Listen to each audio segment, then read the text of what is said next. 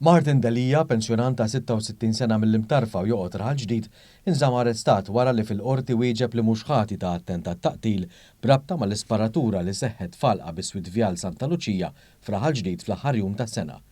Meta talab għal libertà proviżorja, d-difiża rrimarkat dwar is-saħħa fiżika tal-akkużat u qalet li għandu diversi problemi ta' saħħa fosthom fil-kliewi tant li kull 3 ijiem ikollu jattendi l-isptar Mater Dei.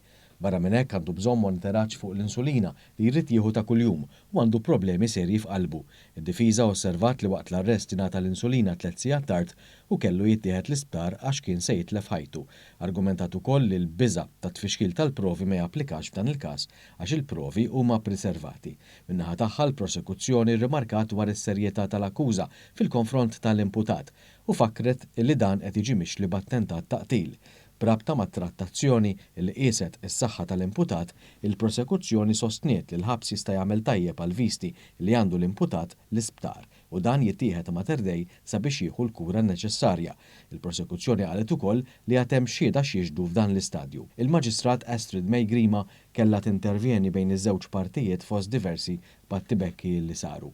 Il-qorti ċaħdet it-talba tad-difiża l-ħelsien mill-arrest minħabba l-fatt li għad hemm xhieda li jridu jiġdu f'dan il-każ ukoll minħabba l-viċinanza tal-proprjetà tal-imputat lejn dik tal-allegat vittma.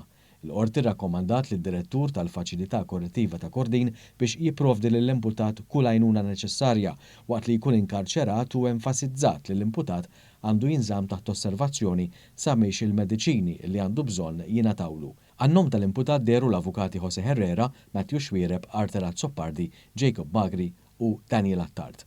Fisem l-Avukat Ġenerali deru l-Avukati Kayli Bonnet u Nathaniel Falzon. Deru wkoll l-Ispetturi Wayne Camilleri u Antonello Magri. L-Avukat Franco De Bono der bħala parte ċivile. Ruby Okeoma, Niġerjan ta' 35 sena baqa' jinżamm arrestat wara li wieġeb li mhux ħati ta' akkużi ta' importazzjoni ta' droga kokaina f'Malta. Okeoma li joqgħod ħalluqa der quddiem il-qorti tard it-tnejn filgħaxija wara li ġie arrestat mal-wasla tiegħu fl-Ajruport Internazzjonali ta' Malta wara li inqabad madwar kilo droga suspettata kokaina moħbija fl-istonku.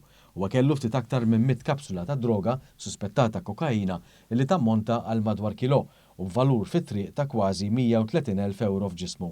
Fl-ajruport Okeoma baqa' jidher aġitat u ma tantx beda jikkopera mal-pulizija. Kien għalhekk li ntalbet aktar assistenza u kelb tal-pulizija beda jindika li r-raġel seta' kien qiegħed iġorr xi ħaġa suspettuża fl-istonku. Id-difiża ma talbitx għal ħelsien mill-arrest tal-imputat u bekk baqa' jinżamm arrestat.